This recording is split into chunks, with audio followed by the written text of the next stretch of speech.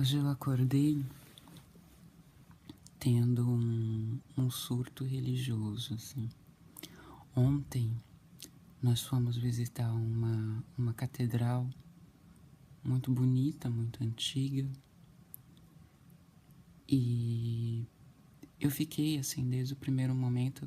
Igrejas me comovem de maneira geral. Mas eu fiquei muito impressionada pensando no fervor que tinha levado aquelas pessoas durante tantos anos a trabalharem com tanto afinco para a construção da catedral.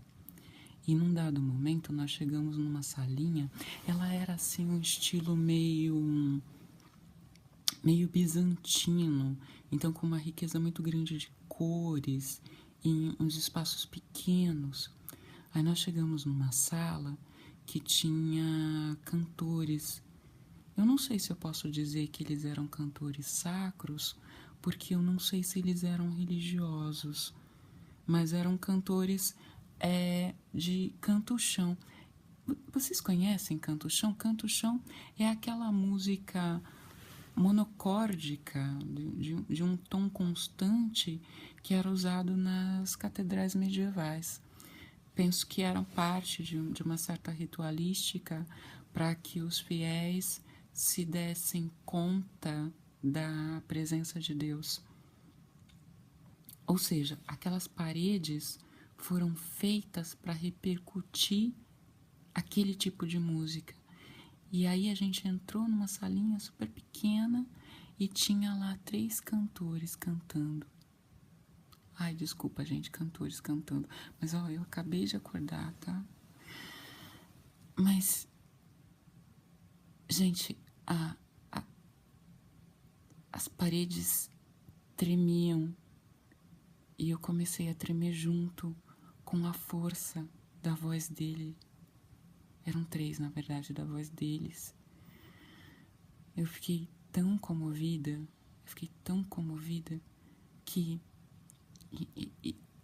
o que eu queria fazer era me ajoelhar e começar a chorar. Eu estava tremendo desesperadamente e ao mesmo tempo fazendo um super esforço, porque estou no meio de pessoas absolutamente desconhecidas e não quero parecer louca, né? Eles estavam nesse estilo consumidores de conhecimento, então, que bonitinha a parede, legal. E eu tava, assim, eu tava me sentindo tendo uma experiência do sagrado. Eu realmente queria me ajoelhar e chorar.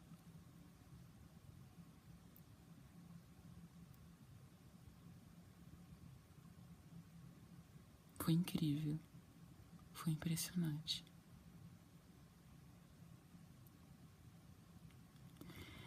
Aí, fiquei todo dia, de alguma forma, comovida. É o Ataíde que fala que eu sou religiosa. Você sabe que até ele me falar que eu era religiosa, eu nunca tinha pensado em mim mesma, nunca tinha aplicado o termo religiosa a mim mesma, mas depois que ele falou, eu comecei a ver alguns pontos e é verdade, eu sou uma estrutura bastante religiosa.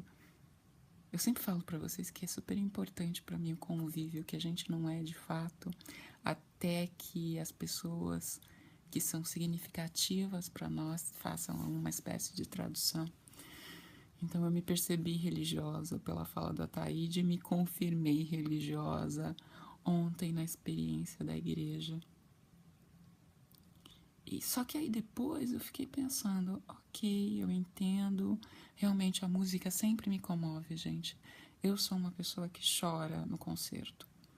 Eu vou para a Sala São Paulo, assim, e tem determinadas peças que me comovem as lágrimas, eu não consigo me conter. Mas o que mais isso significava?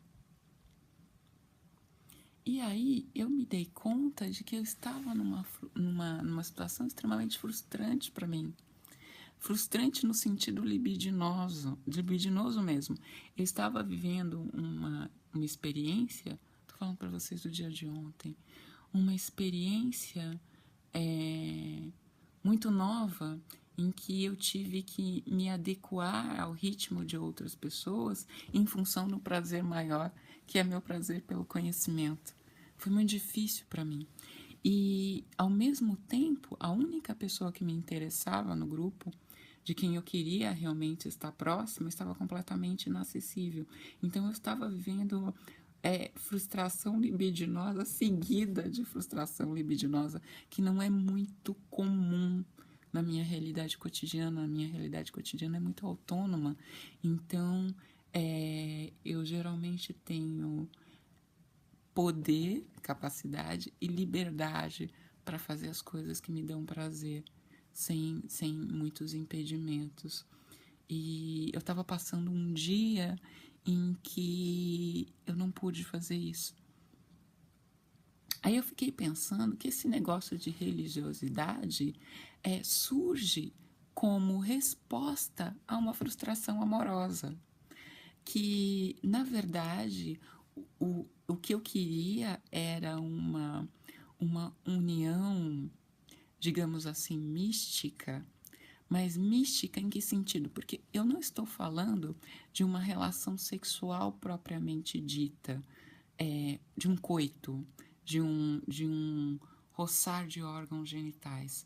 Eu estou falando daquela união empática, que eu sempre traduzo como ligação intelectual, que leva ao desejo. Então seria uma relação ao mesmo tempo e de forma inseparável, mental, espiritual, de alma, se vocês quiserem, e de corpo. Uma relação em que o prazer intelectual não está separado do prazer físico. Era esse o meu desejo de ontem. E quando eu me vi frustrada, a resposta religiosa surgiu imediatamente. Eu fiquei pensando, gente, que é muito melhor ter o desejo de Deus como amante do que o desejo de qualquer homem. Porque, como figura onipresente, Deus nunca te falta. Eu fico pensando que não é possível você vivenciar uma frustração da presença de Deus, partindo do princípio que Ele é onipresente. E, ao mesmo tempo, eu fiquei pensando que toda a estrutura religiosa, ela mesma, sabe, essa coisa de institucionalização, acabou sendo uma reprodução do que nós vemos como impedimento para as nossas realizações deste prazer que eu estou descrevendo. Não um prazer sexual frio, mas um prazer sexual completo, no sentido que satisfaz os diversos meandros da nossa estrutura psicofísica. Então, eu fiquei pensando assim, o que a gente quer de verdade é essa união completa com outra pessoa.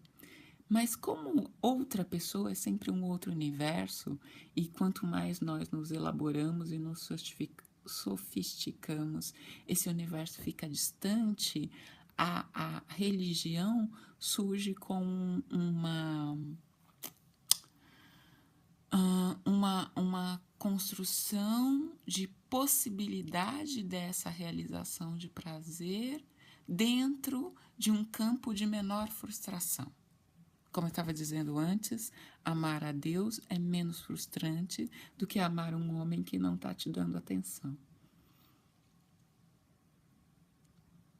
E aí eu comecei a pensar que o método, a instituição religiosa, acaba criando tanto caminho para você chegar a Deus, tanta regra para você chegar a Deus, que a gente inventou um negócio para ter menos frustração, e depois você acaba tão frustrado como era no começo, porque, bom, seu amante é inacessível, mas Deus também é, porque você precisa fazer tanta coisa para Deus ficar próximo de você, que, enfim, não dá do mesmo jeito. Aí você cai na mesma frustração.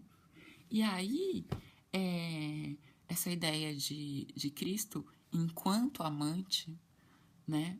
Nem dá para saber que eu estou lendo místicas medievais, né? Nem tá na cara. Mas Essa ideia de Cristo enquanto amante é extremamente reconfortante, porque ele não é alguém que vai chegar, ele é alguém que está constantemente e ao quem você precisa se entregar. Então você não tem que fazer alguma coisa para alcançá-lo, você tem que deixar de fazer, você tem que se abandonar à presença dele, como se ele fosse um estado onipresente mesmo, do qual você se separa quando você se coloca no campo da ação. Tá bom, eu sou uma pessoa esquisita que acorda pensando isso. Mas isso vocês já sabiam, né? Não tô criando nenhuma novidade. Bom, gente, bom dia. Lá vou eu para minha excursão com meu grupo de colegas super interessantes. Depois eu conto para vocês qual vai ser a emoção do dia de hoje. Beijos.